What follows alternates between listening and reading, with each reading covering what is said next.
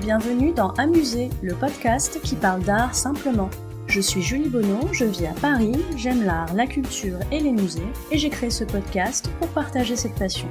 L'objectif d'Amuser, c'est de raconter l'art autrement, de raconter l'art de manière ludique et décalée, de ressentir l'art sans trop l'intellectualiser. Si comme moi vous aimez apprendre sans faire trop d'efforts, vous êtes au bon endroit. Un nouvel épisode d'Amuser est mis en ligne tous les lundis. Vous pouvez vous abonner à Amuser sur les plateformes iTunes, Deezer et Podcast France. Je serai ravie de recevoir vos commentaires et suggestions, voire vos bonnes notes si ce podcast vous plaît. C'est le meilleur moyen d'encourager et de soutenir Amuser. Vous pouvez également me suivre sur les réseaux sociaux. Sur Instagram et sur Twitter, c'est le compte amuser_fr et sur Facebook et via la chaîne YouTube sous le nom Amuser.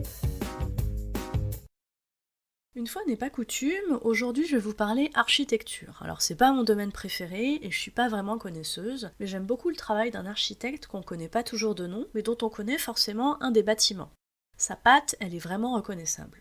Je vais vous parler de l'architecte Frank Gehry. Alors peut-être que son nom vous dit pas grand chose comme ça, mais vous avez forcément vu un des bâtiments qu'il a conçus. Si je vous dis Fondation Louis Vuitton à Paris, Musée Guggenheim à Bilbao, Maison dansante à Prague, ou Walt Disney Concert Hall à Los Angeles. Je vous en cite que quelques-uns et je vous mets des visuels de tout ça dans les notes de l'épisode. Frank Gehry, c'est un architecte contemporain, qui est toujours en vie d'ailleurs, et pour moi, c'est vraiment un artiste. Je connaissais certains de ses bâtiments, comme la Fondation Vuitton, mais j'ai mieux découvert son travail pendant la fascinante expo qui lui était consacrée au Centre Pompidou à Paris, fin 2014, début 2015. Fascinante expo parce que je suis jamais restée aussi longtemps dans une expo. En plus de montrer son travail et des maquettes géniales de ses réalisations, je me souviens que cette expo diffusait un reportage captivant sur la personnalité et la psychologie de Frank Gehry. C'était vraiment génial, et j'avais du mal à m'en aller tellement j'étais happée par ce qui se disait. Je me souviens que ses collaborateurs témoignaient et qu'on rentrait vraiment assez finement dans la tête du bonhomme.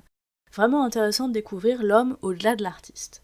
Alors pourquoi je l'aime, Frank Gehry ? Eh bien, je l'aime parce que ses bâtiments sont fous et qu'ils cassent les codes.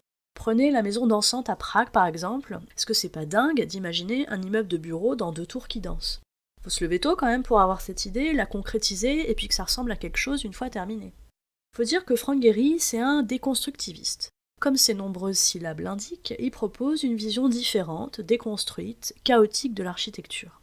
Regardez le Biomuseo au Panama, c'est une succession de toits de couleurs comme posés les uns sur les autres. Tout ça, ça ressemble à un gros bazar un peu bancal vu de l'extérieur. L'idée est complètement folle.